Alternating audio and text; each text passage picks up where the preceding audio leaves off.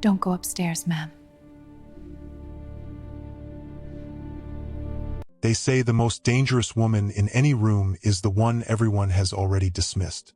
Christabel Valcrest was that woman, and for 4 years she let them. She had the kind of life that makes other women go quiet when you walk into a room. A historic villa in Rome with Jasmine climbing the iron gates. A husband whose name opened every door in 2 continents. A wardrobe that cost more than most people's mortgages. She had all of it. Every single polished, perfumed, carefully arranged piece of it. And if you had asked her that morning, before the flight, before the taxi, before the front door, she would have told you she was happy. She had gotten very good at telling herself that. But somewhere between a charity gala in Manhattan and a 6-hour flight back to Rome, something shifted in her chest. Not a thought, not a suspicion. Something older than both, the kind of feeling that lives in the body long before the mind is ready to name it. She didn't know why she booked the earlier flight. She told herself she was tired. She told herself she missed her bed. She told herself a lot of things on that plane. None of them were true. She arrived at the Perioli Villa just past midnight. The courtyard was still. The jasmine smelled the way it always did, sweet, expensive, and completely indifferent to what was about to happen inside that house. She entered the gate code. She crossed the courtyard. She reached for the front door. And that is when a hand closed around her wrist in the dark. It was Serafini, the maid, the quiet one, the one who folded the linens without being asked and never once looked her employer in the eye for longer than was necessary. She was still in her uniform at midnight, which meant she had been waiting. And the look on her face, that specific look, the one that sits somewhere between terror and relief, told Christabel that whatever was waiting upstairs had been waiting for a long time. Serafini leaned in close and whispered 4 words. Don't go upstairs, Don't go upstairs, ma'am. Christabel almost laughed. Almost. Because she was a grown woman in her own home and there was no version of this that made sense. Except, and this is the part that will stay with you, she didn't laugh. Because some part of her already knew. Some part of her had known for months. Maybe longer.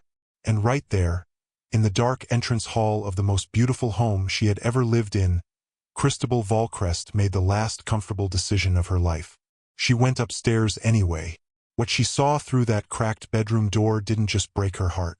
It rearranged everything she thought she understood about love, about loyalty, and about exactly how long a lie can live inside a marriage before it swallows it whole. And if you think you already know where this is going, if you think this is just another story about a cheating husband, I need you to stay right here. Because the man upstairs wasn't just betraying his wife. He was burying her. Welcome to Story Lens TV, where every story is someone's reality. If you've ever ignored a feeling you should have listened to, if you've ever looked the other way because the life was too beautiful to question, this story is for you. Hit that like button right now, subscribe if you're new here, and drop a comment telling us where in the world you're watching from, because what Christabel is about to do next is going to have people talking from Rome to New York, and I want to know exactly where you stood when it happened. Let's get into it. There is a particular smell to a perfect life. Most people don't know this because most people have never been inside one long enough to notice it. But Christabel Valcrest knew. She had been living inside that smell for 4 years, and standing in the marble foyer of a 5-star Manhattan hotel, dressed in a structured ivory Valentino gown that had been couriered from Rome specifically for this evening, she could identify every single note of it. Champagne that costs more than your first car. Fresh flowers changed daily by people whose names you never learn. Candle wax from brands that don't advertise because they don't need to. And underneath all of it, faint, persistent, almost undetectable, the particular scent of a life that has been arranged rather than lived. The charity gala was exactly what charity galas always are when the charity is secondary to the networking. The Upper East Side venue was the kind of place that existed specifically to make people feel that their wealth had taste. Soaring ceilings. Lighting calibrated to make everyone look slightly better than they were. A string quartet playing something classical that nobody was listening to. Christabel moved through the room the way she had learned to move through every room in Rennick's world. Graciously, smoothly, as decorative and purposeful as the floral centerpieces, but considerably more expensive. She laughed at the right moments. She asked after children whose names she had memorized from briefing notes Rennick's assistant prepared before every event.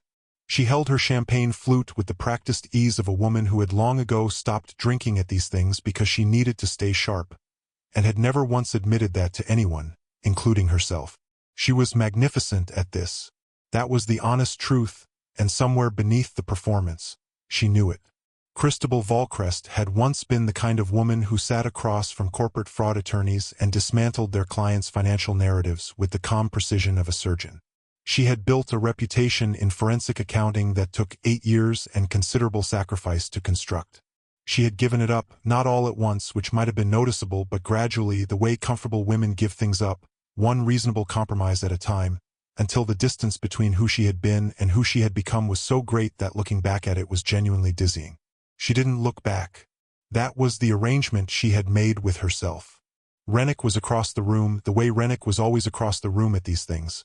Holding court, shoulders relaxed, that particular smile of his that managed to be simultaneously warm and slightly predatory. The smile of a man who has never once in his adult life been in a room where he wasn't the most powerful person present. He caught her eye from across the space and gave her that small private nod. The one that said, "You're doing beautifully, you're perfect, I chose well." And Christabel returned it with a smile that had become so automatic she sometimes practiced it in the mirror just to make sure it still reached her eyes. It did. She was that good. The bathroom was on the second floor, down a corridor lined with commissioned portraits of people who had donated enough to have their faces preserved in oil. Christabel went because she needed 3 minutes away from the noise and the perfume and the performance. She pushed open the heavy door and moved to the vanity, and that is when she heard them. 2 men. The corridor just outside, voices low but not low enough, the door not quite fully closed behind her. She recognized one voice immediately. Harlan, from Rennick's New York legal team, a man she had sat next to at dinner twice and found comprehensively unremarkable both times. "The structure is clean," Harlan was saying. "As long as the wife's signatures hold, we're clean. Everything routes through her authorization codes. She signs whatever he puts in front of her." A second voice, one she didn't recognize. "And she doesn't ask questions?" A pause. Then Harlan, with a particular quality in his voice that she would spend 6 hours on a transatlantic flight trying to categorize and failing. "She's the cleanest cover he's ever built, smart enough to make it credible, comfortable enough not to look." The door swung fully closed. The corridor went quiet. Christabel stood at the vanity and looked at herself in the mirror for a long moment. Her reflection looked back at her. Composed, immaculate, pearl earrings catching the light, expression giving absolutely nothing away. She thought, "I misheard." She thought, "That was out of context." She thought, "Harlan is a tedious man who handles real estate litigation, and I am constructing a crisis out of fragments at 11 o'clock at night because I am tired and overstimulated, and I have been at this gala for 3 hours and I would genuinely rather be anywhere else on earth." She straightened her dress. She went back downstairs.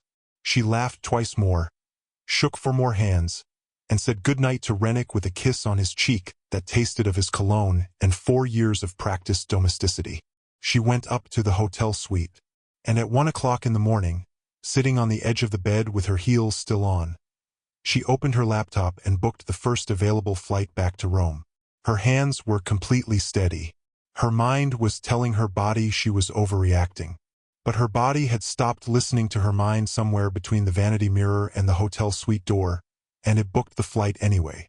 She texted Rennick, exhausted, heading back early. "Don't cut the trip short on my account. See you Thursday." He responded in 4 minutes. "You sure? I can be back by Wednesday." She typed, "Absolutely sure." What she did not know, could not have known, was that Rennick read that text, smiled, put his phone in his jacket pocket and made a call. Not to his driver, to Odalise. The villa would be empty. Christabel was on a commercial flight, 9 hours at minimum before she landed. The timing was perfect. He booked the charter before midnight. That is the thing about a man who has been managing everything for 4 years. He never wastes an opportunity. Even the ones his wife hands him by accident. Especially those. She put her phone face down on the nightstand and stared at the ceiling of a hotel room that cost $400 a night and felt, despite every comfort it offered, profoundly cold. Have you ever done that? Booked a flight, made a decision, taken a step. Not because you had evidence, not because you had a plan, but because something in your body simply refused to stay still? Because something cellular and ancient and entirely pre-rational said, go. Go now. Before you talk yourself out of it. If you have, then you already understand something that Christabel would not fully understand until she was standing in her own hallway with a stranger's hand around her wrist. You can know a thing for a very long time before you let yourself know it. The flight from JFK to Rome Fiumicino is just over 8 hours. Christabel spent the first 2 working through her email with the focused efficiency of a woman keeping her brain occupied on purpose. She spent the next 2 sleeping the shallow, unsatisfying sleep of someone whose nervous system has been quietly activated and refuses to fully stand down. She spent the final 4 hours watching the darkness outside the window give way to the gray-pink light of a European dawn. A glass of water on the tray table, her laptop closed, thinking about nothing that she was willing to identify as a thought. By the time the taxi turned off the Via Salaria and began the final climb toward Perioli, Rome was doing what Rome always does in the early morning hours, existing with the absolute, magnificent indifference of a city that has outlasted every civilization that ever tried to make it theirs. The 7 hills were blue-gray in the pre-dawn light. The umbrella pines lined the roads like sentinels. The ancient stone was doing its ancient stone thing, which is to say, persisting, unbothered, in possession of a perspective on human drama that made everything feel simultaneously significant and very, very small. The Volcrest Villa appeared at the top of its private drive the way it always appeared, as a statement. Golden limestone facade, iron gates with the Volcrest crest worked into the metalwork, wisteria and jasmine climbing the walls with the practiced elegance of things that have been climbing for decades and intend to keep climbing long after the current residents are gone. It was beautiful. It was so beautiful it sometimes made Christabel feel slightly unreal, the way very beautiful things occasionally do when you live inside them long enough that you stop seeing them and start just being seen by them. She paid the driver. She stood for a moment on the pavement with her single carry-on and she looked up at the villa. A single light burned on the upper floor. The master suite. She entered the gate code. She crossed the courtyard, her heels quiet on the old stone. The jasmine was overwhelming at this hour, thick and sweet, the kind of scent that, in a different story, would be romantic. She reached the front door, put her key in the lock and felt, in the half-second before she turned it, a sensation she would later describe to no one because there were no words for it that didn't sound hysterical. A full-body understanding that the door she was about to open was not the same door she had walked out of 4 days ago, and that she was not the same woman who had walked out of it. She turned the key, and a hand closed around her wrist in the dark. She did not scream. This is important. Christabel Volcrest did not scream, did not stumble backward, did not do any of the things that fear is supposed to produce in a person who has just had someone grab them in the dark entrance of their own home. She simply stopped, and turned, and looked at the person whose hand was on her wrist. It was Serafini Delvaux, who had been with the household for 14 months, who managed the villa's daily operations with a quiet, almost architectural efficiency, who had a way of being present in a room without disturbing anything, who Christabel had always found, and she recognized even in this moment the slight shame of this, easy not to fully see. She was still in her uniform, navy and white, perfectly pressed, hair pulled back severely the way she always wore it, which gave her face a particular clarity. Nothing soft, nothing hidden, just the straight-on fact of her features and, right now, an expression that Christabel had never seen on her before. It was not fear exactly. It was the face of someone who has been carrying something very heavy for a very long time and has just reached the moment where they either set it down or it sets them down. Her eyes were wide and fierce, and they were asking something that her mouth had not yet found the words for. Then her mouth found the words. "Mrs. Volcrest," she said, barely above a breath. "Please, don't go upstairs." Christabel looked at her for a long moment. Then she did something that she would later think was either the most composed or the most delusional response available to her in that particular moment. She almost laughed. Not a real laugh. The kind of laugh that lives in the chest and functions as a defense mechanism. The audible version of "I am a reasonable person and this is a reasonable house and whatever you are about to say to me is something I am entirely capable of receiving without anything in my life changing." "Serafini," she said, with the patient, mildly amused tone of a woman who has just flown 8 hours through the night and very much wants to be in her own bed. I live here. Serafini did not move from the foot of the staircase. She had positioned herself there the way people position themselves when they are trying to slow something down without having the authority to stop it entirely. I know, she said. That's why I'm asking you not to go up. The villa was quiet around them. The kind of quiet that has texture, not empty, but held. Christabel became aware, with the heightened physical clarity of someone whose body is running several levels above normal, of the particular quality of the air in the entrance hall. The antique clock on the console table. The scent of fresh flowers. Serafini changed them every Tuesday. The weight of the house above them, all that stone and history and purchased elegance. And somewhere inside it, one floor up, a light burning in the master suite. Above them, very faint, a floorboard shifted. Is there someone upstairs? Christabel asked. Her voice was perfectly level. She was very proud of this, in the abstract way that people are proud of themselves for performing well under circumstances they desperately wish were not occurring. Serafini didn't answer. She didn't need to.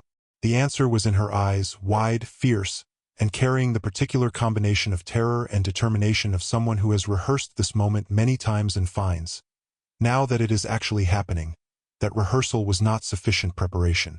Christabel looked at her for another moment. Then she looked at the staircase. Then she looked back at Serafini, and she said, in a voice that was quieter than she intended, "Step aside, please." Serafini stepped aside. She didn't argue, didn't plead, didn't throw herself against the banister.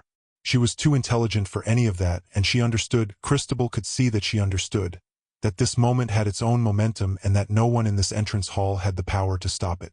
But as Christabel moved past her toward the first step, Serafini pressed something into her hand. Small, rectangular, cool to the touch. A digital recorder, the kind that journalists use, small enough to disappear in a closed fist. "Then take this," Serafini said, her voice barely audible, "and listen before you react. Please. There is a particular quality to the upper floor of a house at midnight when you are climbing toward something you do not want to find." Christabel had not been afraid of the dark since she was 7 years old. She had not been afraid of much since considerably later than that. She had, over the course of her professional life and her personal one, made something of a study of not being afraid, of moving toward difficult things with the steady confidence of someone who trusts their own capacity to handle what they find. But climbing those stairs in the dark with a digital recorder pressed into her palm, and the full weight of everything she had not allowed herself to think about for 4 years sitting squarely on her chest, that was a different category of experience entirely. That was the kind of fear that doesn't announce itself as fear. It announces itself as clarity. The upper hallway was exactly as she had left it 4 days ago.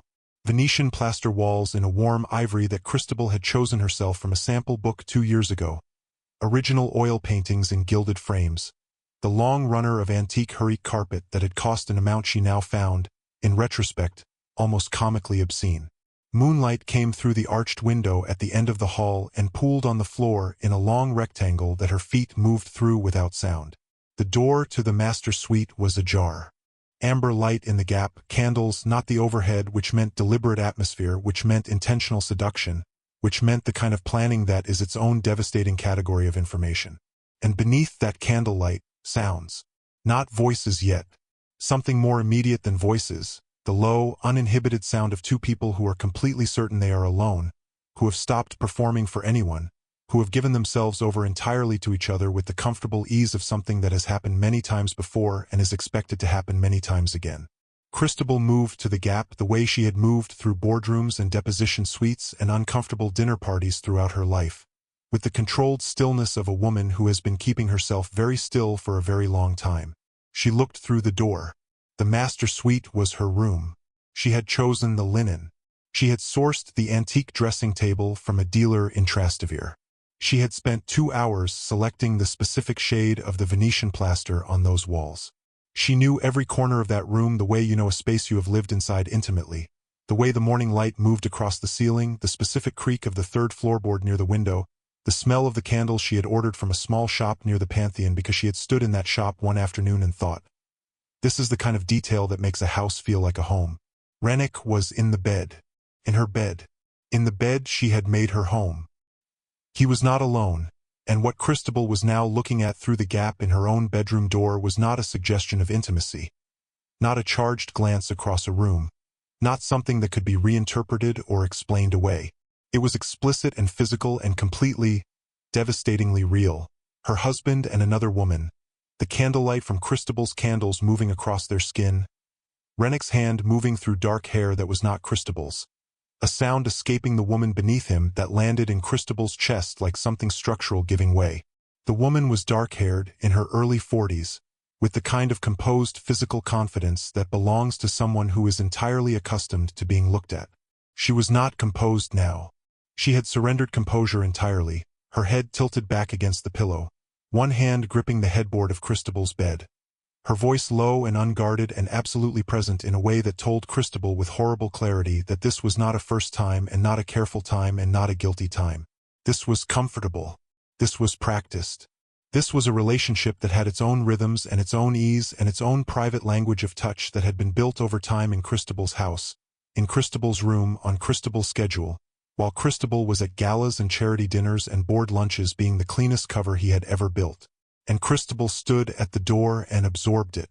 There was a moment, just one, brief and honest and not something she would ever describe to anyone, where the only thing she felt was the physical impact of it. Not anger yet, not betrayal yet, just the raw, unmediated sensation of the world rearranging itself at the cellular level, the way it does when something you have been quietly bracing against finally arrives and turns out to be exactly the shape you feared.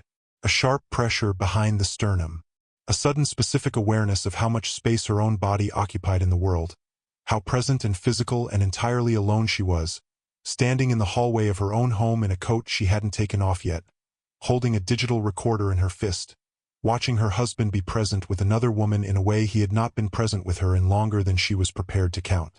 Ask yourself honestly, and I mean honestly, not the polished version you tell a friend, but the real answer you give yourself at 2 in the morning.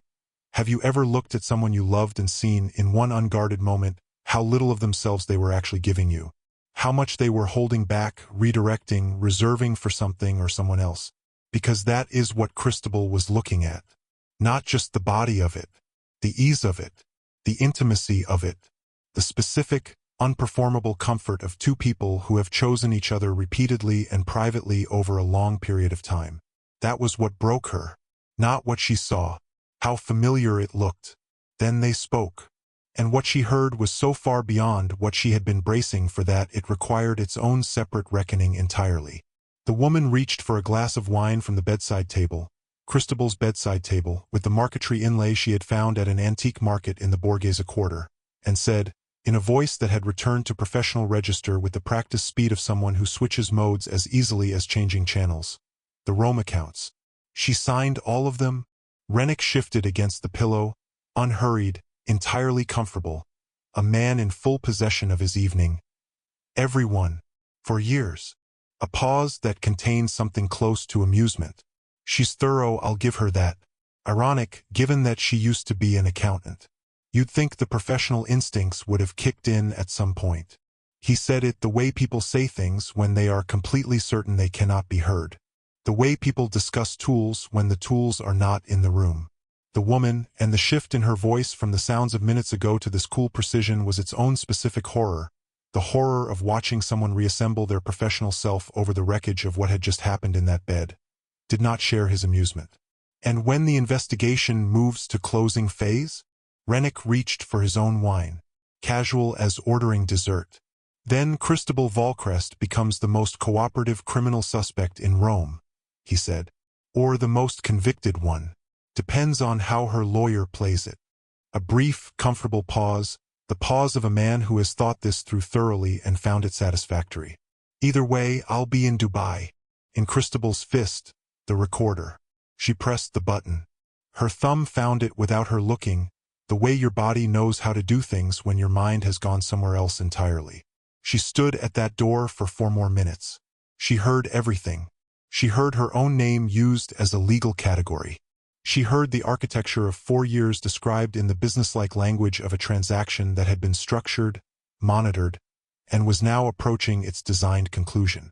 She heard the woman upstairs, whose professional identity she did not yet know but would soon, discuss the investigation timeline with the specific fluency of someone who was not adjacent to the investigation but inside it. She heard Rennick confirm, with the casual confidence of a man who has never once considered that his instrument might be listening, that every fraudulent transaction in the enterprise bore Christabel's signature, her biometric codes, her professional credibility, her immaculate reputation as the respectable face of a criminal architecture she had been living inside without knowing it. She turned off the recorder. She walked back down the hallway through the pooled moonlight. She descended the stairs without making a single sound. She walked into the kitchen and she set the recorder on the marble island and she filled a glass with water from the tap and she drank it completely. The Rome skyline glowed orange through the kitchen window, the ancient city persisting with its magnificent, infuriating indifference. Serafini was already there, standing on the other side of the island, still in her uniform, hands folded in front of her. Waiting. The expression on her face was not pity. Christabel was grateful for that. She wasn't sure she could have handled pity in that particular moment. She set the glass down. She looked at Serafini, and she asked the question she should probably have asked 14 months ago. The question that comfort and luxury and the particular anesthesia of a beautiful life had made it very easy not to ask. Who are you, actually? Serafini looked at her for a long moment. Then she pulled out the kitchen stool and sat down, and she told her. All of it. She told it with the flatness of someone who has rehearsed the story so many times that the emotion has been pressed out of it by sheer repetition. Not because she doesn't feel it, but because she has learned that feeling it fully is a luxury she cannot afford while the work is still unfinished. Her father's name was Aldrich Delvaux. He was a Milanese architect mid-career, with a practice that had taken 20 years to build and a reputation in historic preservation work that was, by any professional standard, genuinely distinguished. 3 years ago, he had submitted a proposal for the restoration and development of a site in Rome's historic center, a Via Condotti property that the city had been attempting to develop for a decade without finding a proposal that satisfied both commercial viability and the preservation requirements of the heritage authorities. Aldrich's proposal satisfied both. It was, by every account, the right proposal. It was also in direct competition with a proposal submitted by a consortium backed by Volcrest Capital. What followed was not dramatic, the way these things rarely are when they are done properly. It was administrative.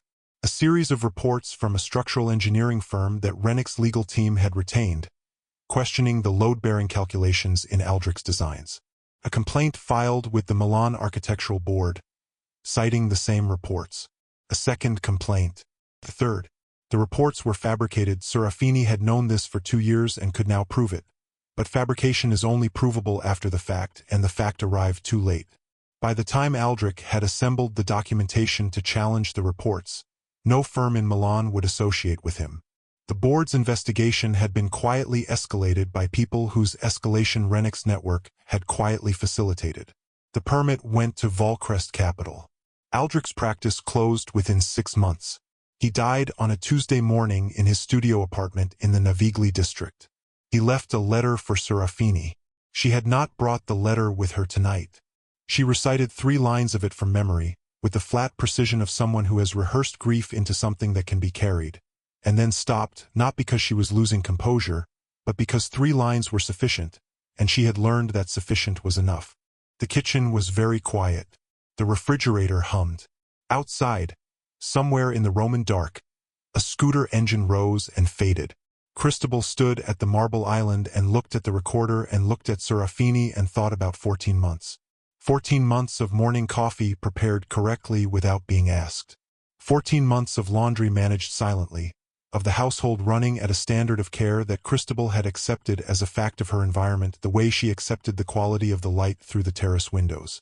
14 months of a woman moving through her home carrying a grief and a purpose that Christabel had been too comfortable to see. "I came here to build a case," Serafini said, her voice very quiet and very steady. "I came here for my father." Pause that had weight. "I stayed because of you," Christabel said. "I didn't know about your father," Serafini said. "I know. That's a fairly recent development in my assessment of you." And there it was, the dry humor, arriving like a small mercy into a conversation that desperately needed one. landing between them like something carefully placed rather than thrown. Christabel looked at her. Serafini looked back. Neither of them smiled exactly, but something shifted, some small permission granted, some acknowledgement of the profound absurdity of the situation.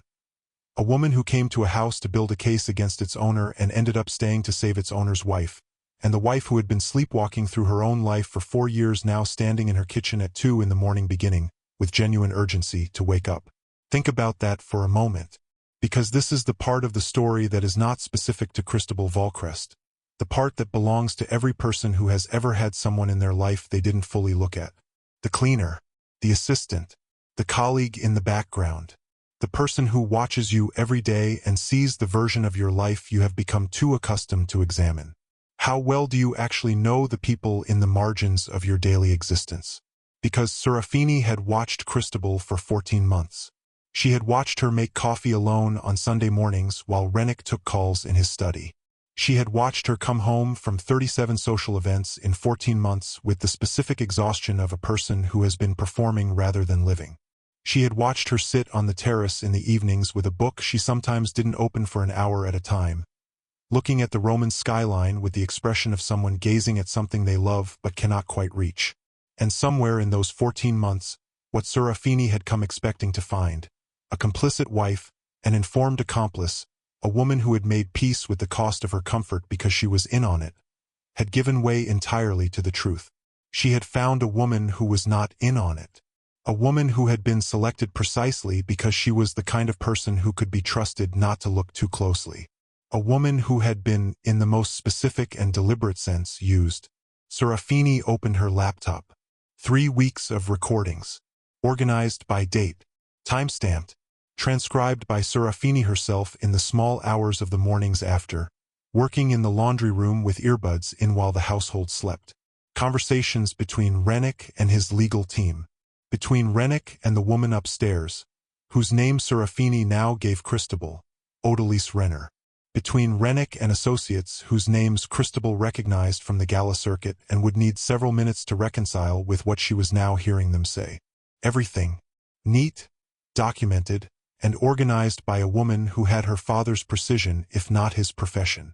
Christabel looked at the laptop screen for a long time. Then she looked at the recorder on the marble island. Then she looked out the window at Rome, that ancient, indifferent, magnificent city, doing its ancient, indifferent, magnificent thing in the dark beyond the glass. She said, "We need help reading the financial architecture of this. Someone I don't already know." Serafini said, "I know someone." His name was Vale Morcant, and his apartment in Trastevere was the physical manifestation of a man who had spent 30 years inside financial crimes work and had reached the point on the other side of it where he no longer felt the need to maintain any pretense of order. The apartment was cluttered in the specific archaeological way of a person who works primarily with documents. Files stacked on files, manila folders developing their own geological strata on every horizontal surface, the smell of espresso and cigarettes so thoroughly embedded in the walls that it had become less a scent and more a structural feature of the space.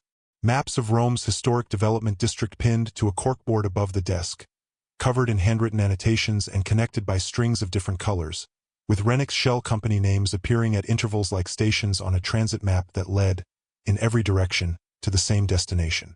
Vale himself was mid-60s, with the weathered, slightly compressed quality of someone who had spent most of his professional life looking at things that disappointed him about humanity and had arrived at a kind of dry, operational peace with that disappointment. He was a retired consultant for the Italian Financial Crimes Authority. He had been quietly building the Delvaux file for 2 years, at Serafini's request, on a handshake arrangement and the understanding that when the time came, his work would matter. He looked at Christabel across his cluttered kitchen table with the assessing gaze of a man who has spent a career evaluating the reliability of sources, and said nothing for long enough that it became a statement in itself. Then he said, "Your files first." Christabel opened her laptop and pulled up the cloud storage she had been using as a personal archive. 6 weeks ago, in the 2 days before the New York trip, she had forwarded a series of internal documents from Rennick's shared household filing system to her own cloud, telling herself, with the practiced facility of a woman who had become very skilled at not examining her own motivations too closely, that she was simply organizing, backing up, doing the kind of administrative housekeeping that she periodically did because the alternative was feeling useless. She had not read most of them carefully. She had not wanted to read them carefully. She had wanted, more than she had admitted to herself at any point in the previous 6 weeks, to not know what they contained. She pulled them up now. Vale leaned forward. Serafini leaned forward. And Christabel, who had not used the particular part of her brain that was about to be required in approximately 4 years, took a breath and started reading. The forensic accounting brain doesn't forget. This is the thing about expertise, about any real expertise, built through years of disciplined application. It doesn't atrophy the way physical skills do. It waits. It sits in dormancy like certain seeds sit dormant through years of drought and then, when the conditions are finally right, split open with an urgency that is almost violent. Christabel had spent 4 years not using the most important cognitive instrument she possessed, and it returned now with a clarity that was almost painful, like a limb waking up after being held in one position for too long, every trained instinct coming back online at once and pointing in the same direction. The documents were routing records, internal transfer authorizations, bearing her electronic signature and biometric authorization codes, for accounts she had believed to be household operational accounts, legitimate business accounts, authorized instruments of a legitimate real estate enterprise. She had signed the initial setup documents 4 years ago. She had signed subsequent authorization renewals twice annually since then. She had signed without reading with the full, comfortable confidence of a woman who trusted her husband's business and had chosen, consciously and repeatedly, not to interrogate that trust. Vale pulled a paper napkin from a dispenser on the table and began drawing, not a diagram so much as a map of consequence, connecting the account numbers to the shell company names on his corkboard, cross-referencing the transfer dates with Rennick's Mediterranean shipping invoice records that he produced from a manila folder with the practiced efficiency of a man who knows exactly where everything is despite all evidence to the contrary. Serafini sat beside Christabel and translated the recordings into the financial structure they were now looking at, identifying the specific conversations in which the accounts bearing Christabel's authorization were discussed in terms that made their function unmistakable. Christabel annotated. She worked with a focused, almost physical intensity, her handwriting getting smaller and more precise as the hours moved forward, the way it always had when she was deep in something. Until she had completely forgotten about herself until the pen was in her hand and the pages were in front of her and the old self was back, occupying her body with a familiarity that felt, beneath everything else it felt like coming home. She worked through 3 in the morning. Through 4. The espresso machine ran continuously. Vale smoked out the window at regular intervals and said very little, because he understood that what was happening at his kitchen table was a woman reassembling herself out of the wreckage of a life she had been living inside without fully inhabiting, and that this process required space more than it required commentary. At 4 in the morning, Christabel set her pen down. She looked at the screen. She looked at what they had built across the preceding hours, a case file that was, by any reasonable professional standard, comprehensive, coherent, and devastating. She had been the authorization signature on 112 fraudulent account transactions over 4 years. She had been the clean face on an enterprise that had laundered approximately 240 million euros through her name with her completely unknowing, meticulously documented, legally traceable cooperation. She had been, in the precise financial crimes terminology that she had once used professionally, an unwitting instrument, which is a category that exists in the law because the law understands that people can be used without their knowledge, that complicity can be constructed around a person by someone sufficiently patient and sufficiently without conscience, that the most effective cover is one that doesn't know it's a cover. She said very quietly, into the specific silence of 4 in the morning in a cluttered apartment in Trastevere with the sound of Rome beginning its earliest stirrings outside the window. I could have seen this years ago. Nobody answered. Because the answer was yes, and nobody at that table was willing to be the person who said it out loud, because it wasn't the kind of yes that needed saying. It was the kind of yes that was already doing its work, quietly and thoroughly, in the chest of the person who had asked the question. The kind of yes you give yourself in the small hours when the performance is over and the house is quiet and there's no one left to compose yourself for. By dawn, they had a case file that Vale said, with the measured understatement of a man who had seen a great many case files in a great many states of completeness, was the cleanest documentation he had encountered in 20 years of this work. He lit a cigarette and looked at Christabel across the table with the assessing gaze of someone quietly revising an estimate upward. Then he asked the only question that remained, "What do you want to do with it?" Christabel looked at the case file. She looked at the window, where the Roman light was beginning its daily transformation, turning the sky above the ancient rooftops from gray to the particular warm gold that Rome does better than any other city on earth. The light that has been falling on this place for 3,000 years and will continue falling long after everything happening at this kitchen table has become history. She thought about the gala. She thought about the bathroom mirror. She thought about the hand on her wrist in the dark. She thought about Serafini's father's letter recited from memory with the flatness of rehearsed grief. She thought about 112 transactions. She thought about a man in her bed saying, "Either way, I'll be in Dubai." She picked up her pen, and she said, "I want to know everything about the woman upstairs." Vale had a file on Odalise Renner the way certain people have files on certain things. Not because they went looking specifically, but because in 30 years of financial crimes work you develop a particular kind of peripheral vision, and Odalise Renner had appeared in that peripheral vision twice in the preceding 18 months in connection with two separate investigations that both had Rennick Volcrest somewhere in their architecture. He pulled the folder from a stack on the floor beside his desk with the unhurried efficiency of a man who knows exactly where everything is and has simply chosen not to impose conventional order on that knowledge. He set it on the table between them and opened it. Odalise Renner, 43 years old. Senior Financial Analyst, Interpol Financial Crimes Division, Rome Bureau. 17-year career with a record that was, by every observable measure, distinguished. Commendations. Successful prosecutions. A reputation within the Bureau for being meticulous, patient, and professionally impervious to the social pressures that tended to compromise long-term investigations in a city where power and legality maintained the kind of complicated relationship that Rome had historically specialized in. Her credentials were, as Vale put it, setting his reading glasses on the table and reaching for his cigarettes, impeccable on the surface. Which, in his professional experience, was where impeccable credentials always were. He turned to the second page of the folder. A photograph printed from what appeared to be a surveillance image, restaurant terrace, outdoor table, two people leaning toward each other with the specific body language of people who are not performing privacy because they believe they already have it. Odalise Renner on one side of the table. On the other, a man in his early 50s, silver-haired, in the kind of suit that costs enough to be invisible as a status marker to everyone except people who know exactly what they're looking at. His name was Cashin Morn, New York-based, organized crime attorney, partner at a firm that had been representing the interests of three of Rennick Volcrest's largest competitors in the Mediterranean shipping lane for the better part of a decade. The photograph was dated 14 months ago.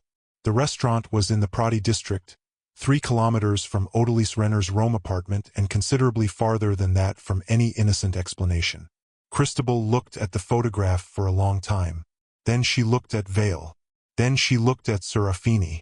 Then she looked back at the photograph because sometimes the mind needs to return to a thing several times before it is willing to fully process what it is being shown. The picture assembled itself the way these things always do once you have enough pieces on the table. Not all at once, but in a sequence of small, irreversible recognitions, each one opening the door to the next. Odalise Renner was in Rennick's bed and in Rennick's confidence simultaneously, feeding him intelligence from inside the Interpol investigation that bore his name, keeping him precisely one step ahead of every procedural development, every surveillance authorization, every approach the Bureau was making toward the financial trail his enterprise had been generating for years. In exchange for what, exactly, was a question whose answer was already visible in the photograph on the table and in the candlelight of the master suite and in the comfortable, practiced ease of a relationship that had clearly been constructed and maintained over a significant period of time with the patience of people who understood that the long game was the only game worth playing. But Odalise was also building something else entirely. Parallel to the intelligence she was providing Rennick, she had been assembling the evidentiary case file that Interpol would eventually use to close the investigation. A case file that named, as primary criminal actor, not Rennick Volcrest but his wife. The signatures, the authorization codes, the professional credibility, the immaculate public reputation of a woman who had once been a forensic accountant and had therefore, in the narrative Odalise was constructing, no plausible claim to ignorance. Christabel Volcrest had not been an unwitting instrument in this version of events. She had been the knowing architect. The case file had been built with the same patient architectural precision as the fraudulent enterprise it described, and it was designed to close at exactly the moment that served Odalys best, which was also, not coincidentally, the moment that served Cashin Morn best. Because when Rennick Volcrest was consumed by the prosecution of his own wife, when his attention and resources and legal capacity were absorbed by a scandal that struck at the center of his personal life and professional reputation simultaneously, the Mediterranean shipping routes he controlled would enter a period of disruption. And into that disruption, Cashin Morn's clients would move with the efficiency of people who had been waiting for exactly this opening and had paid very carefully for the advance notice of its arrival. Nobody in this arrangement was loyal to anyone. Every person in it was managing an outcome. Every relationship in it was a transaction dressed in the language of something else. Christabel stared at the diagram Vale had drawn on the paper napkin. It was not a complicated diagram. That was almost the worst part, the economy of it. The way 4 years of her life reduced to a napkin sketch that a retired financial crimes consultant had produced in approximately 8 minutes using a ballpoint pen and the back of someone's business card as a straight edge. She said, "So I'm the only person in this entire arrangement who wasn't working an angle." A beat. The refrigerator hummed. Outside, a church bell somewhere in Trastevere marked the hour with the unhurried authority of something that has been marking hours in this city since before anyone in this room was born. "How embarrassing," she said. Serafini made a sound that was almost but not quite a laugh. Vale lit a cigarette, and Christabel looked at the napkin diagram and thought about 4 years of charity galas and anniversary dinners and Sunday mornings on the terrace and the specific, recurring sensation of being the least informed person in every room she entered, a sensation she had always attributed to the natural consequence of stepping away from professional life and never once attributed to the possibility that the ignorance had been engineered specifically and deliberately and with considerable care by the person who was supposed to be the reason she stepped away in the first place. Think about that for a second. Think about the people in your life who manage the information you have access to, who construct the version of reality you inhabit with the quiet confidence of someone who has decided that your not knowing is more useful to them than your knowing. It doesn't have to be a criminal conspiracy running through 3 jurisdictions. It can be small. It can be domestic. It can be the accumulation of 100 tiny managed silences that you accepted because the alternative was a conversation you didn't feel ready to have. Most betrayals don't announce themselves. They reveal themselves, eventually, in the gap between what you were told and what was actually happening. And the gap in Christabel's case was 240 million euros and an Interpol analyst in her bed. But the principle is always the same. She folded the napkin diagram and put it in her coat pocket. She looked at Vale. "Cashin Morn," she said. "What's his exposure?" Vale said, "Considerable. If the Interpol case files can be shown to have been constructed with information he provided to Odalys Renner, he's an accessory to obstruction in an international financial crimes investigation. The FBI has been watching his firm for 2 years on a separate matter. They would be interested." Christabel said, "Can we give them something to be interested in?" Vale looked at her for a moment with the assessing gaze of someone quietly revising an estimate upward. Then he looked at the case file on the table. Then he said, with the dry satisfaction of a man who has been building toward this exact question for 2 years, "Yes." She made her decision in the gray light of a Roman morning, sitting at Vale's kitchen table with the case file in front of her, and the city outside the window beginning its daily reassembly from darkness into something navigable. She had been a woman who made decisions carefully for 4 years, who assessed, weighed, consulted, considered, and arrived at conclusions through a process that was thorough and measured and extremely well suited to a professional life and almost entirely useless in the face of a marriage that had been a managed deception from the beginning. She was done being careful. She was going to be precise instead, which was a different thing entirely, and in her professional experience a considerably more effective one. She was not going to run. Running was what people did when they had something to hide, and Christabel Volcrest had nothing to hide. She had 112 signatures on fraudulent documents and no knowledge of their purpose and a professional background that made the ignorance superficially implausible, which was exactly why it had been chosen, and exactly why it needed to be proven rather than claimed. She was going to walk into the Rome public prosecutor's office with the cleanest case file Vale Morcant had seen in 20 years, and she was going to prove it herself because she had spent 4 years not using the most important thing she possessed, and she was finished with that particular arrangement. Vale made the contact through a channel that had nothing to do with anyone in Rennick's network, a magistrate in the Rome prosecutor's office named Dorn Veskal. The name meant nothing to Christabel until Vale explained it, and then it meant quite a lot. Veskal had a reputation in Rome's legal community that was rare enough to be almost legendary. A man who had been offered the particular kinds of assistance that Rome's intersection of power and organized money habitually offered to people in his position, and who had declined every single instance of it with a consistency that his colleagues found either admirable or alarming depending on their own relationship with that intersection. He had been building a parallel investigation into Volcrest Capital's real estate operations for 8 months, approaching the same structure that Christabel had been living inside from the outside. He had been missing the inside view.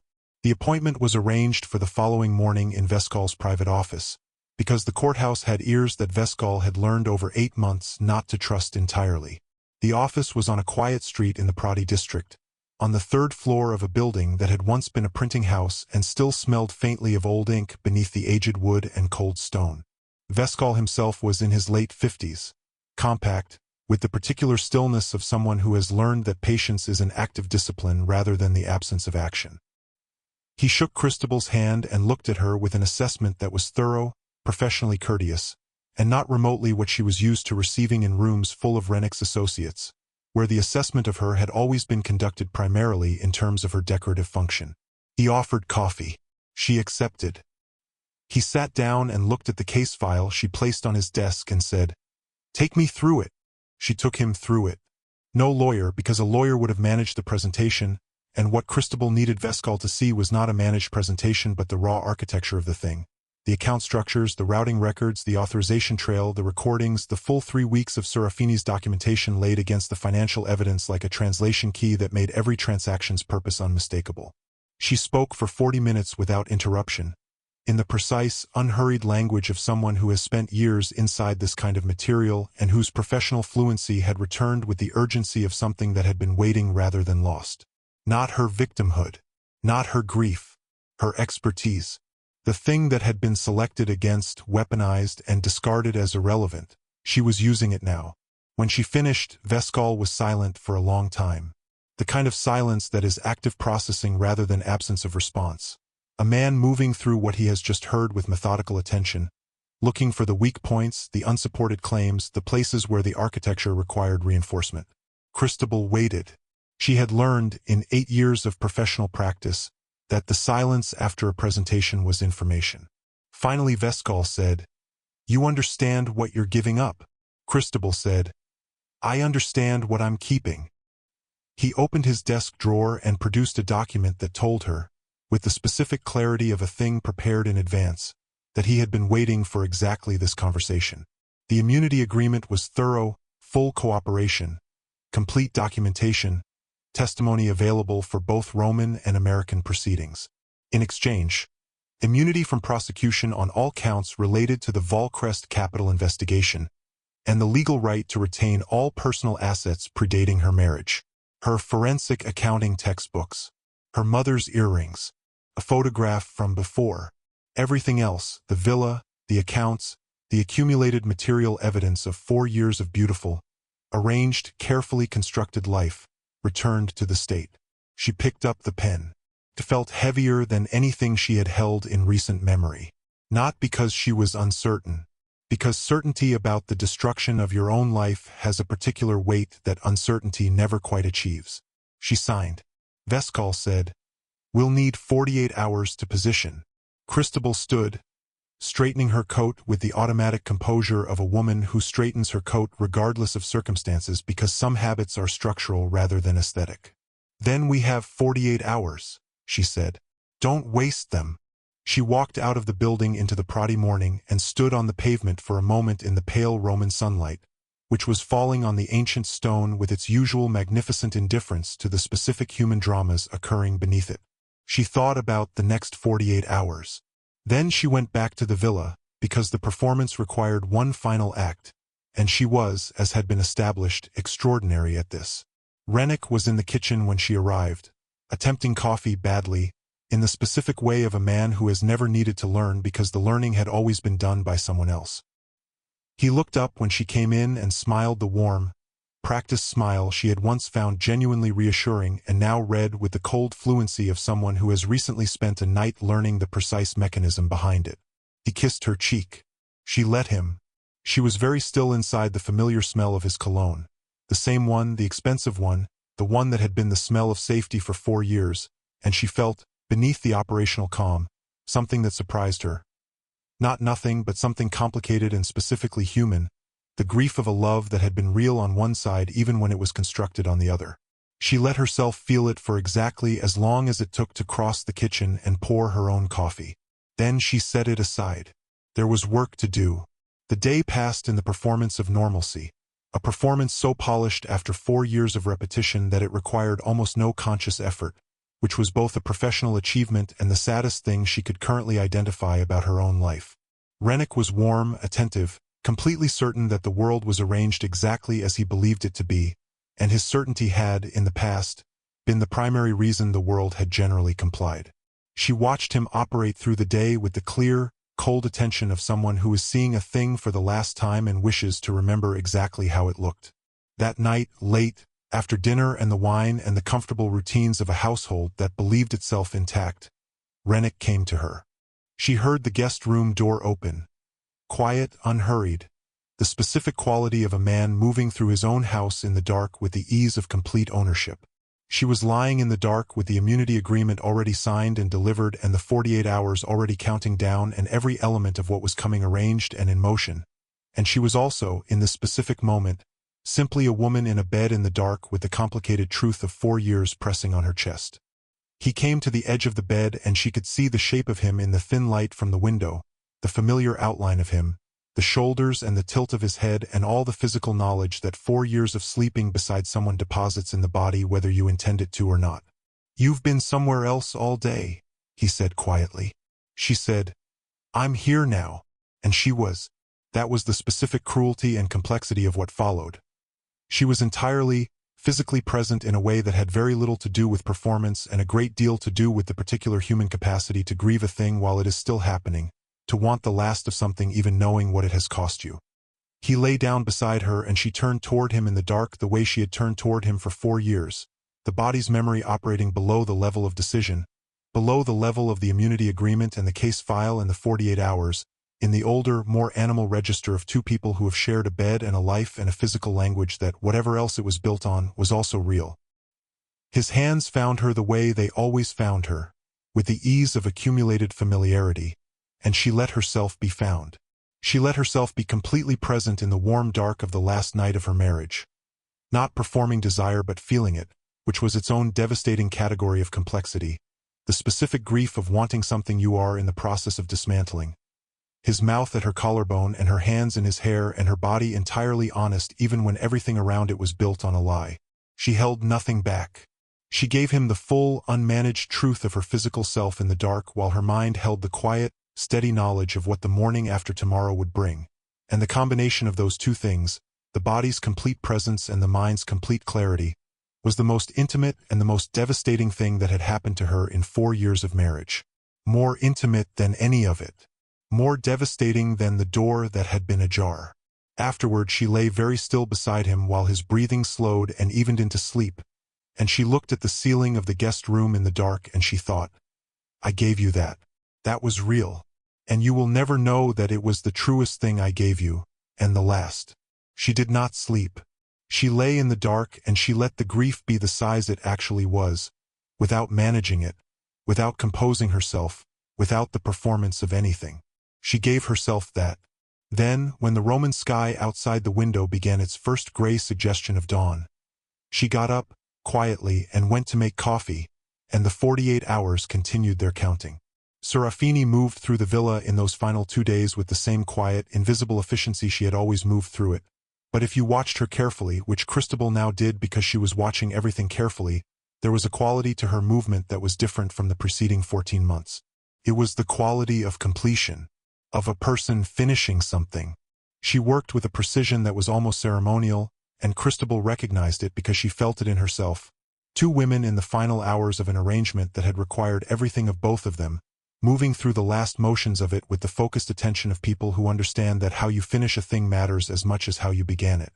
They found themselves in the laundry room on the second afternoon, Cristobal passing through on the way to the study, Serafini folding a shirt with the focused attention she gave to everything. The laundry room was warm and smelled of clean linen and the particular softness of a space that exists at the functional core of a house, away from the rooms designed to be seen. Cristobal stopped in the doorway. Serafini continued folding. "Were you ever going to like me?" Cristobal asked. It came out more directly than she had intended, which was probably why she had said it here, in this room, in this moment, because the performed version of herself had temporarily stepped back and the actual one had stepped into the gap. Serafini smoothed a collar with her thumb. She was quiet for a moment with the quality of someone deciding not whether to answer but how honest the answer should be. Then, "I was going to try very hard not to." A pause. "You made it difficult." Cristobal looked at her. "I make a lot of things difficult, apparently." "In this case," Serafini said, setting the folded shirt on the pile and reaching for the next one, "it was a flaw I found I could work with." They didn't say anything else. They didn't need to. Some conversations complete themselves not in the words but in the specific quality of the silence that follows them. The silence that contains, if you are paying attention, everything that the words couldn't carry. That evening, Rennick mentioned the dinner over the meal that Serafini had prepared for the last time. The annual shareholder dinner for Volcrest Capital. Friday evening, the boardroom at the Via Veneto offices. He expected her to attend as she always attended, elegant, composed, a credit to his name, the human face of a legitimate business. "I wouldn't miss it," she said. She took a sip of wine. "I'll wear the black." Rennick smiled. "You look extraordinary in the black." "I know," she said and smiled back, and he heard the confidence in it and she heard the goodbye. "Now here is what I want you to sit with for a moment because this is the part that matters most. Not the climax that's coming, not the legal architecture, not even the specifics of the betrayal. This is the part one want you to think about." Cristobal Volcrest spent 48 hours inside the life she was about to destroy, performing it with the same perfection she had always performed it, and nobody noticed. Not Rennick. Not the staff. Nobody in that villa saw a woman who had decided to burn everything down. They saw what they expected to see because they had always seen what they expected to see, because she had always given them exactly that. Think about the people in your own life who might be at that same point right now. Composed, present, going through the motions, while inside them something has already been decided. We are all capable of more than we show. And sometimes the most dangerous thing a person can do is simply stop showing what everyone expects. Friday arrived the way significant days always do, without the courtesy of looking different from any other day. The morning was gray gold. Rome outside the villa windows going about its business with the absolute consistency of a city that has seen too much to be impressed by the specific shape of any individual Friday. Cristobal dressed with care. Not the ivory Valentino of the New York Gala, that version of herself was finished. She wore the black, which was a structured, severe gown that she had purchased 2 years ago for a dinner she had not enjoyed and which had hung in her wardrobe since then like something waiting for its correct occasion. She looked at herself in the mirror of the guest room. The pearl earrings were back in their case. She wore instead her mother's earrings, small gold drops that predated Rennick and the villa and the arranged life, that belonged to the version of herself that had existed before all of this and would exist after it. She picked up her tablet and her bag. She went downstairs. The boardroom at Volcrest Capital occupied the entire upper floor of a building on the Via Veneto whose address alone communicated everything its owner wished to communicate about the relationship between money and taste. Floor-to-ceiling glass on 3 sides, the geometry of nighttime Rome spread below in a glittering, cinematic sprawl that made the ordinary business of criminal enterprise feel, in its physical setting, almost mythological. The mahogany table seated 20. Tonight there were 14 associates, lawyers, 2 men from the New York office whose names appeared in the case file in context that would shortly become relevant, and at the far end, half turned toward the window as if engaged in private contemplation of the city below, Odalise Renner, listed on the evening's agenda as a financial compliance consultant. Her hair was up tonight. She wore charcoal gray. She was composed in the way of someone who believes themselves to be comprehensively in control of the room. She did not look at Christabel when she entered, which told Christabel everything she needed to know about what Odalise Renner believed Christabel to be. An instrument, a background figure, a signature on a document. Christabel was the last to arrive. She had timed this. She came in with the unhurried ease of a woman who has never once been unsure of her right to be in any room she enters, set her bag on the chair to Rennick's left with the specific deliberateness of someone placing something exactly where they mean to place it, and sat down. Rennick looked at her. "You look incredible," he said. She said, "I know." Dry. Correct. Devastating. She picked up her wine glass and let the room settle around her and watched the candlelight move on the faces of the people who had spent 4 years treating her as furniture. The dinner proceeded with the smooth, expensive momentum of these things. Appetizers, conversation, the performance of a successful enterprise at ease with itself. Christabel ate. She drank. She responded to the 2 people on either side of her with the social fluency she had been perfecting for 4 years. She watched Odalise Renner across the table maintain the composed, professional effect of a woman who knows where all the bodies are buried because she helped choose the locations. She watched Rennick at the head of the table doing what she had watched him do at 100 dinners, holding court at ease, in full possession of himself and his world, completely certain that the room was arranged the way he had arranged it. She watched all of it with the clear, cold attention of someone seeing it for the last time and wishing to remember exactly how it looked. When the main course plates were cleared and the assistant set up the presentation screen for the quarterly projections, Christabel stood. The movement was quiet, unhurried. Just a woman rising from her chair at a dinner table, nothing that required anyone's immediate attention. She reached into her bag. She produced her tablet. She walked to the presentation system with the calm of someone who has done the specific thing many times, connected the tablet to the boardroom system with a single cable, and turned to address the room. "Before the projections," she said pleasantly, "I have a brief audio file I'd like to share, for compliance purposes." The room's attention was on her. Rennick's eyes found hers across the length of the mahogany table. Something passed between them in that look, the full accounting of a marriage conducted in a single glance, everything that had been built and performed and sustained and deliberately, architecturally deceived, compressed into 3 seconds of eye contact across a boardroom table while 14 people waited to understand what was about to happen. He was very practiced. His expression didn't break, but his hand moved very slightly toward his phone on the table. She noted it and returned his gaze with an expression that was composed and direct and contained something she had not shown him in 4 years, the full, unmanaged intelligence of a woman who had stopped performing and started being, and who was now standing in the last room of her previous life watching it prepare to end. She pressed play. Rennick's voice filled the boardroom, rich, unhurried, in full possession of itself, completely certain it could not be heard. "The Rome accounts are all in her name. When the investigation closes in, she absorbs it. She signs everything I need her to sign, and she never asks the right questions. That's why I married her." Then Odalise Renner's voice, cool and professional even in intimacy. "And when they come for her." Rennick's response, with the casual ease of a man ordering dessert. "Then she lawyers up and loses. Either way, I'll be in Dubai." The recording ran for another 90 seconds. Every word landed in the boardroom with the specific, irreversible impact of something that cannot be unheard, rearranging the architecture of every professional relationship in the room the moment it entered the air. She watched faces. She watched the 2 lawyers exchange a glance that covered a considerable distance in a very small movement. She watched the men from the New York office become very still. She watched Odalise Renner's composed effect undergo the particular strain of a structure asked to bear more weight than it was designed for, holding, and then very slightly not. She stopped the recording. She reached into her bag. She produced the immunity agreement already signed, already stamped, bearing the seal of the Rome Public Prosecutor's Office, and she slid it to the center of the mahogany table with the unhurried precision of a forensic accountant placing a document exactly where it needs to be. Both doors of the boardroom opened simultaneously. Magistrate Veskal's team entered, 6 people, moving to their positions with the coordinated calm of a procedure that has been planned to the detail and is executing exactly according to plan.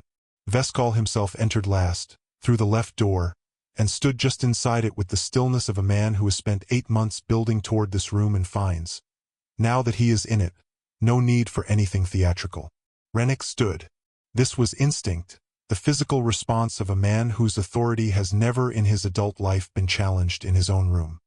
He stood and looked at Christabel across the table, and she could see, for the first time in 4 years, something in his face that was not managed. Something actual. Whether it was anger or recognition or some private version of respect for what she had just done, she could not entirely tell. Perhaps all three. He was, whatever else was true about him, not a simple man. He said, "Christabel." She picked up her wine glass. She sat back down. She said, "Rennick." She took a sip. Then, "The Barolo is excellent. You always did have good taste." One beat, the specific, exquisite beat of perfect timing. In wine. One of the lawyers made a sound that might, in a different context, have been a laugh. Vescal moved forward. The room reorganized itself around its new reality with the momentum of something that had been building for 8 months and 4 years, and one transatlantic flight, and a hand on a wrist in the dark, and a whispered warning at the foot of a staircase, and a digital recorder pressed into a palm, and 3 lines of a dead man's letter quoted from memory in a kitchen at 2 in the morning. Rennick was escorted from his own boardroom with the particular dignity that the prosecutor's office extends to significant arrests. Not roughly, not theatrically, but with an implacable, procedural finality that is, in its own way, more devastating than any of the alternatives. Odalise Renner was escorted separately. As she passed Christabel's chair, she paused, just briefly, and looked at her. Her face was composed. It was always composed. But there was something in the look that was not professional, not calculated, not managed. Just the raw, human recognition of a woman who has just discovered that the instrument she spent 17 months constructing a case against was, in the end, the most dangerous person in the room. Christabel met her eyes and held them and said nothing. The room said everything. The arrests were made that night. Rennick Volcrest on 14 counts of financial fraud, money laundering, and conspiracy in 2 jurisdictions. The formal charging documents were filed before midnight and reached the international wire services by morning, where they were received with the particular voraciousness that the public reserves for the spectacular collapse of the spectacularly comfortable. Odalise Renner's dual role was surfaced in the prosecutor's evidence submission the following morning, triggering an internal affairs inquiry that stripped her of her credentials within 72 hours and generated charges across 3 jurisdictions. Cashin-Moorn's New York firm was raided simultaneously by the FBI, and the 3 clients whose Mediterranean ambitions he had been facilitating found themselves the subjects of their own separate investigations before the week was out. The whole arrangement collapsed the way these arrangements always collapse when the foundational assumption, that the instrument is ignorant and will remain ignorant, is removed, completely and fast, and in a manner that left almost no corner of the structure standing. The official story was complicated and unglamorous in the specific way that real betrayals always are.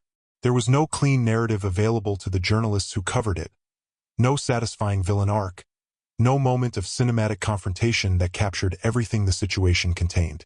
There was a boardroom and a recording and a document already signed and a woman in a black dress drinking Barolo while her husband was arrested at his own dinner table, and the full context of what had led to that moment was too complex and too human to reduce to the kind of story that headlines are designed to tell. The headlines told a version of it anyway. They usually do. The part that didn't make the headlines was Fiumicino Airport, 48 hours after Rennick's arrest, on a gray Tuesday morning that had nothing cinematic about it whatsoever. Serafini's cover identity had been exposed during the evidence verification process. Inevitable.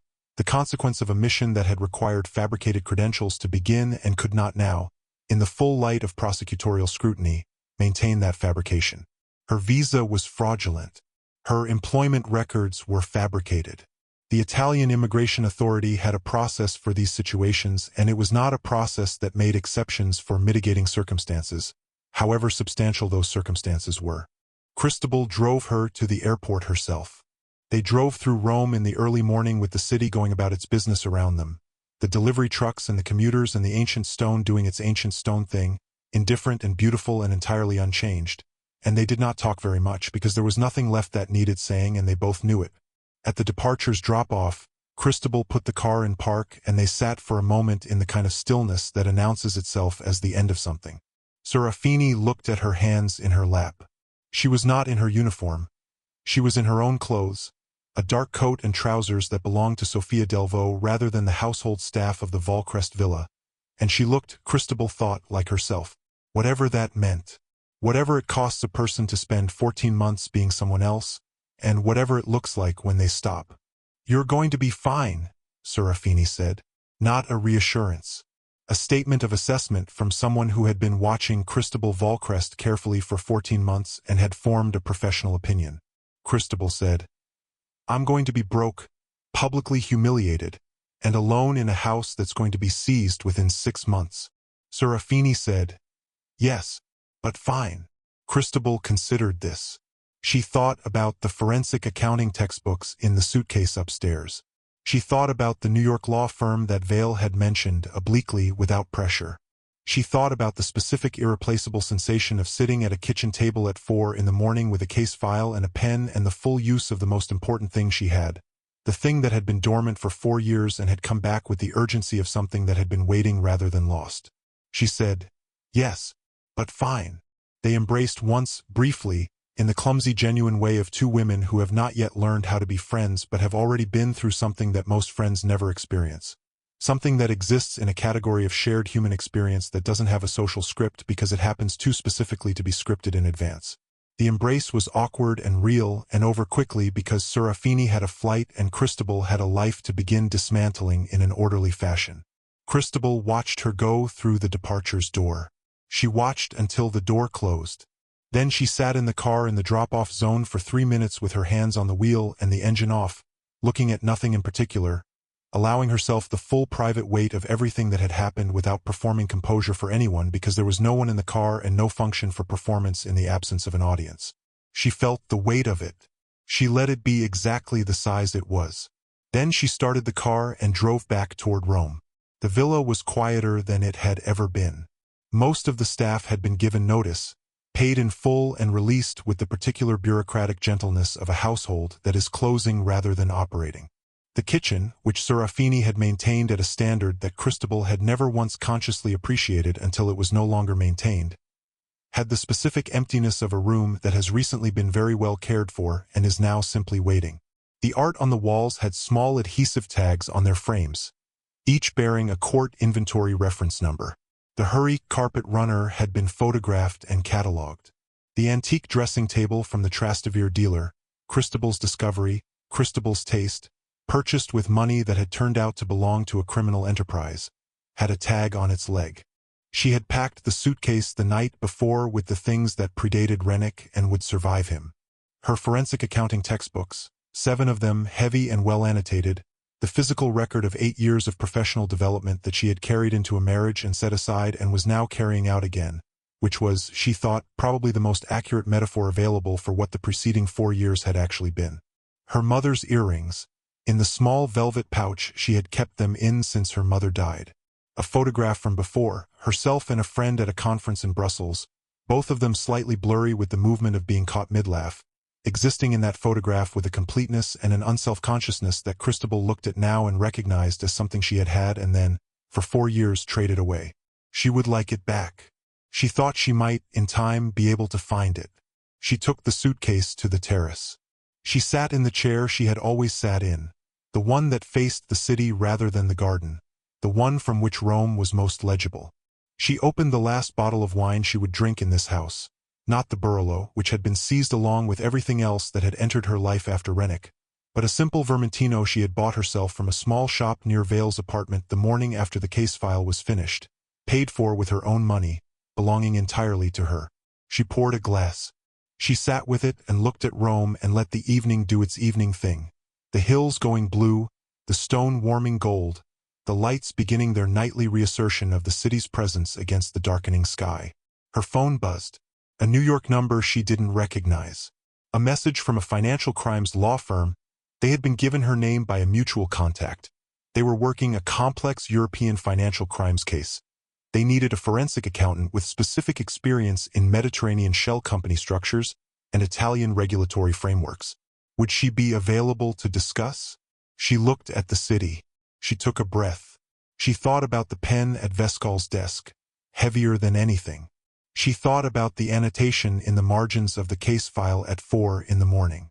She thought about the specific, irreplaceable sensation of using the most important thing you have after 4 years of not using it. She typed, "Available immediately." She put the phone on the table. She picked up the wine.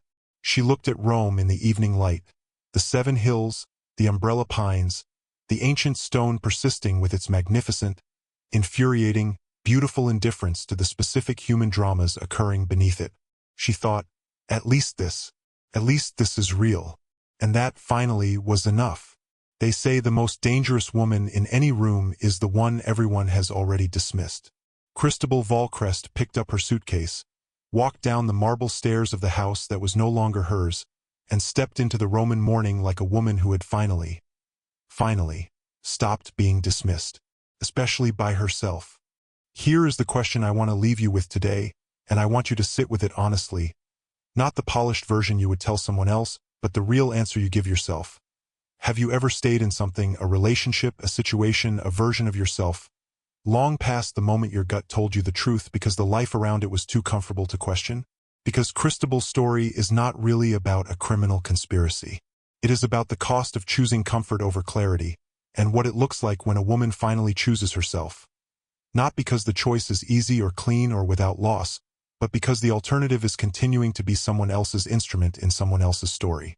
The cost is real. The loss is real. But so is the mourning on the other side of it. And so is the woman who walks into it. If the story moved you, if it made you think, if there is someone in your life who needs to hear it right now, share it with them, because some stories find the right person at exactly the right moment. Thank you so much for watching and listening all the way to the end.